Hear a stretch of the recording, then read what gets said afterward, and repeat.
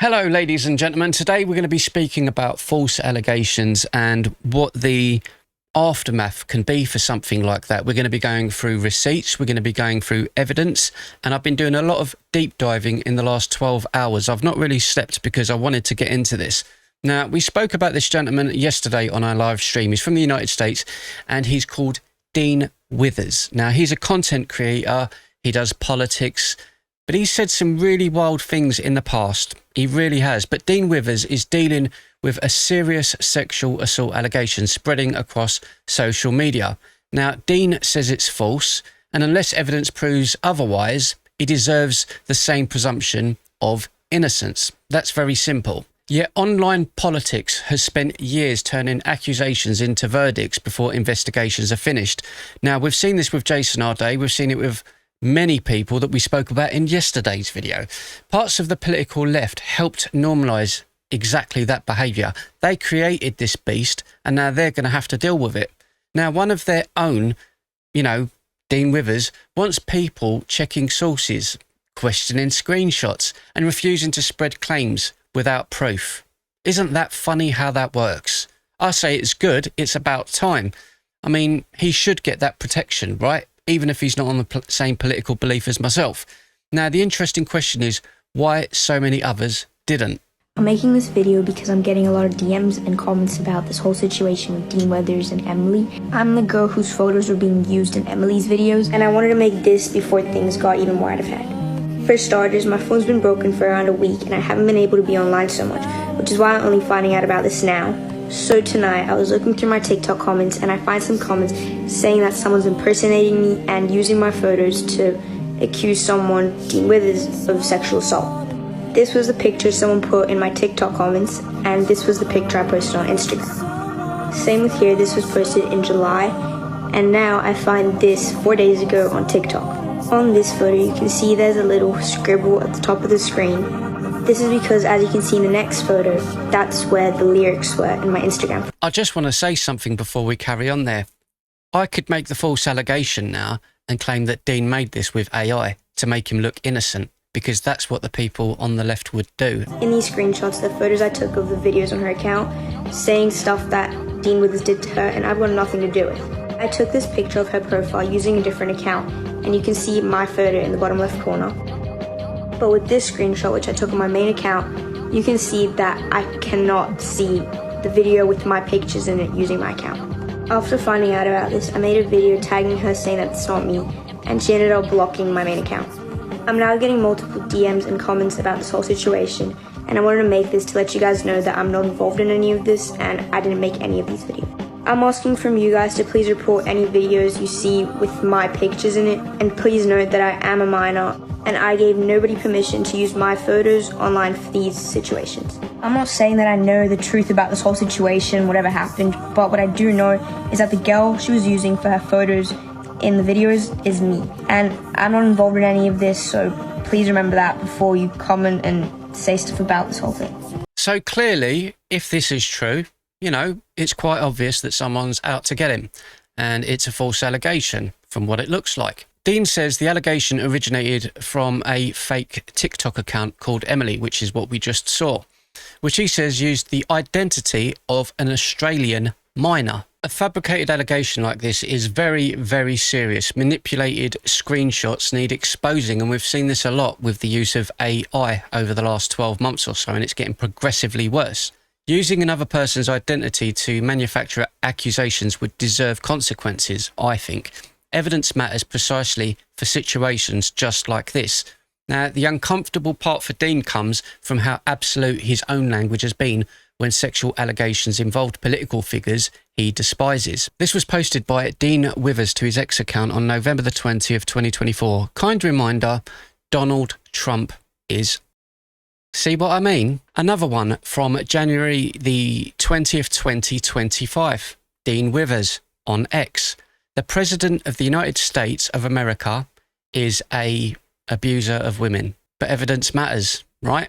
Here we have another from November the 6th, 2024. Dean Withers says, "We ask women why they don't come forward when sexually assaulted. It's because we live in a world where an abuser will be our next president." It sounds a lot to me like That big old wand magical stick of karma is paying them a visit. Now, I don't say that this is a good thing, but at the same time, I find it hard to be sympathetic towards someone who has gone after people with false allegations. Today, Dean's own name is attached to an appalling accusation and every detail suddenly deserves scrutiny. He is correct on that part. I agree. Plenty of falsely accused people would have appreciated the same standard. Let's look at another one. Jussie Smollett, or as Officer Tatum or someone else called him, it was Smollett. No, I think it was the Hodge twins that said that. Jussie Smollett. He gives us an obvious example of what happens when politics races ahead without evidence. Back in 2019, you can see here Kamala Harris saying, Jussie Smollett is one of the kindest, most gentle human beings I know. I'm praying for his quick recovery. This was an attempted modern-day lynching. No one should have to fear for their life because of their sexuality or colour of their skin. We must confront this hate. So this was based on an attack on Jussie Smollett, a racial attack on Jussie Smollett. Before we play this clip, I just want to say Smollett reported being attacked in Chicago by men using racist and homophobic abuse. The story exploded almost immediately, and as you saw there, Kamala Harris described the alleged incident as an attempted modern-day lynching before investigators had established what happened. That description travelled everywhere. Race, homophobia, MAGA and Donald Trump all appeared inside one of the most explosive political stories. Police kept investigating, and what emerged was far more complicated. Let me start off by saying this. Prosecutions should be based on facts. Prosecutions should not be based on vindictiveness. This was a vindictive persecution, not a prosecution. Let's not make any mistake about that. The Supreme Court was clear. The rule of law and due process have to remain the fundamental process for which the American jurisprudence is run. It is not run by public opinion. Your Honor, I respect you and I respect the jury, but I did not do this. Today, we're focused on the criminal appeal. And that criminal appeal, we have a unanimous decision from the Supreme Court, 5-0. Remember, there was no dissent. 5-0, saying he was treated unfairly, that this was an unfair process. And when you have an unfair process, you have a travesty of justice, which is exactly what happened here. And Jussie's back, I must say this, Jussie's back to where he was. He's presumed innocent.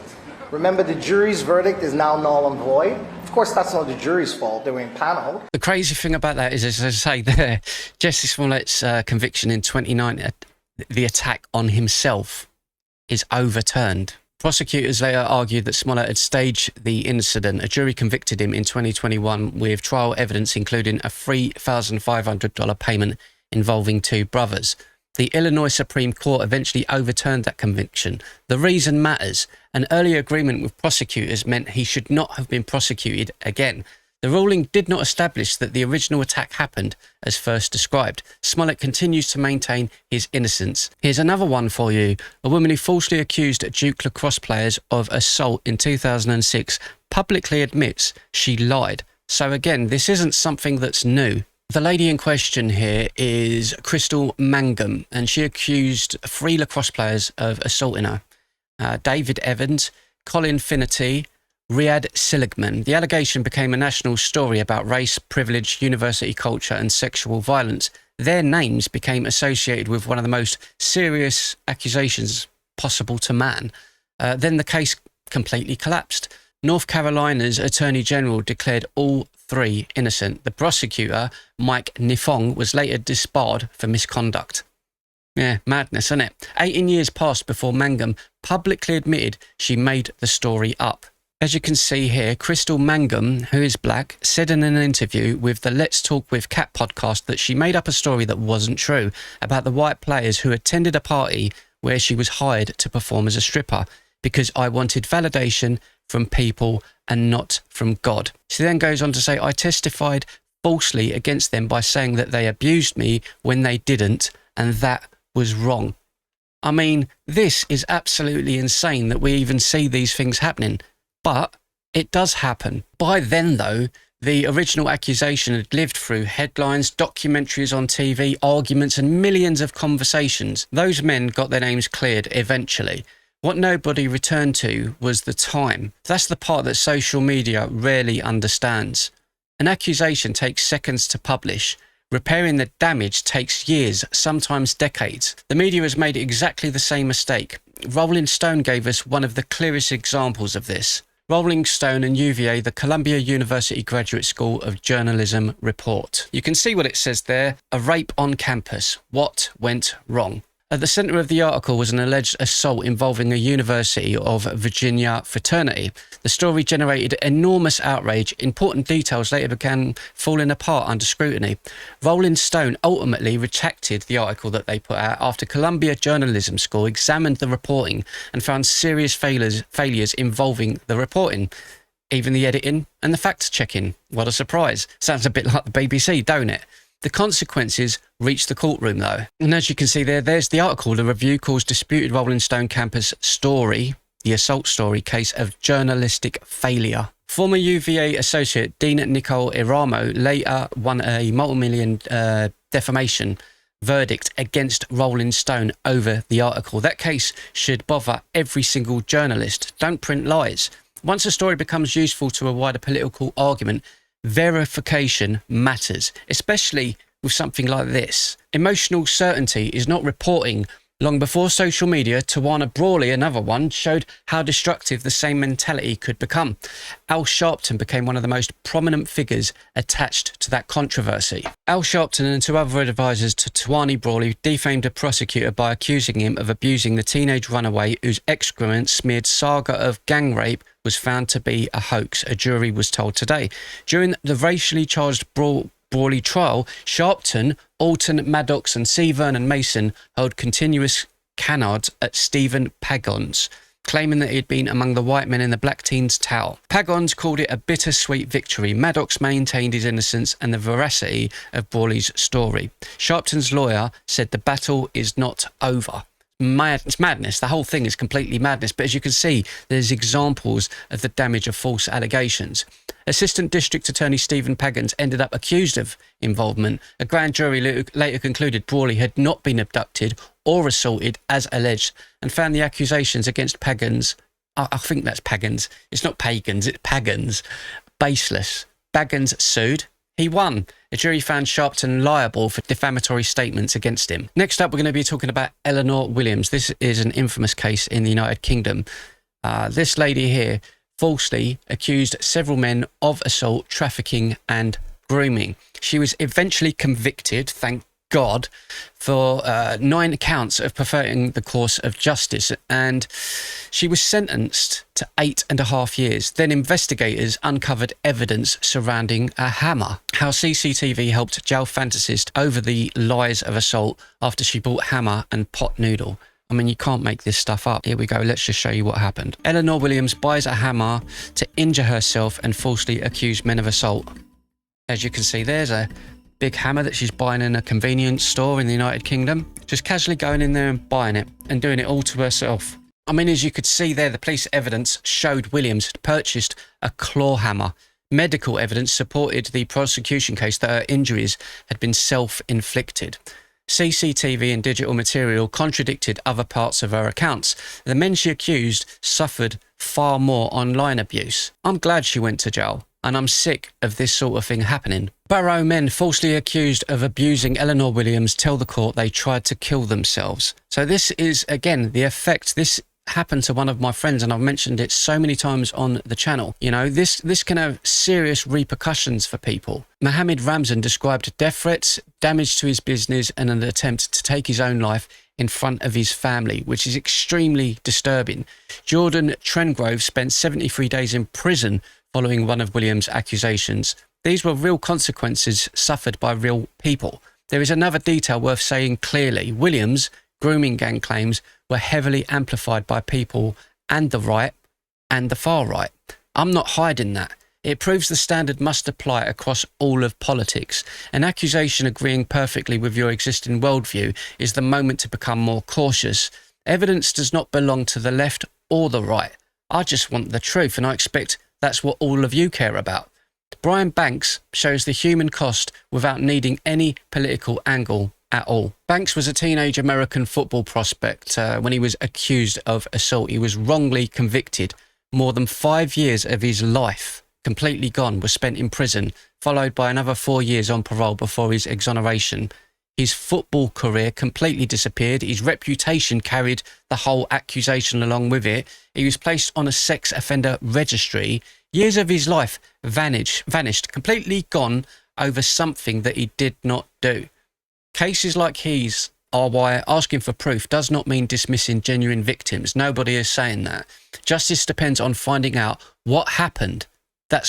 You've got to get to the bottom of it first. Real victims deserve proper investigations, which is why we've been calling for these investigations into the incidents in the United Kingdom involving the GGs, you know? Dean Withers now finds himself relying on exactly that principle, though, doesn't he? The internet is once again on fire. This time it's Dean Withers, the streamer who has landed in hot water after being accused of doxing, which means to basically give out someone's home address, you know, and that could be dangerous for some of these streamers because at the end of the day, they've got thousands and thousands of people watching them and you're giving out a home address. It's very dangerous. There are people out there, especially for the girls, that mean you harm, stalkers and all of that kind of thing. We've seen the kind of damage that can do. We end where we began. Dean Withers says a serious sexual allegation against him was fabricated. He deserves a fair examination of the evidence. The Duke players deserve the same. Brian Banks did too. Stephen Pagans should never have needed years of litigation to repair his name. The men falsely accused by Eleanor Williams paid an appalling price for claims that weren't true. None of these cases means genuine allegations should be ignored. They mean serious accusations require serious evidence. Dean now knows firsthand what happens when strangers reach a verdict before the facts are settled. Perhaps that experience changes something and he might learn something from it. For years, parts of online activist culture have treated doubt as hostility and caution as betrayal. Today, one of its prominent progressive voices is asking people to examine the evidence first. I hate to say this, but Dean deserves the presumption of innocence for the same reason that everyone else does. Politics should never decide who receives due process. Genuine victims need proper investigations. Everyone. Falsely accused people need protection from mob justice. These standards only mean something when you apply them to people you dislike, to everyone equally. Perhaps Dean Withers now understands that better than most. The due process looked inconvenient while the accusation belonged to somebody else. But today, sorry mate, it's got your name on it.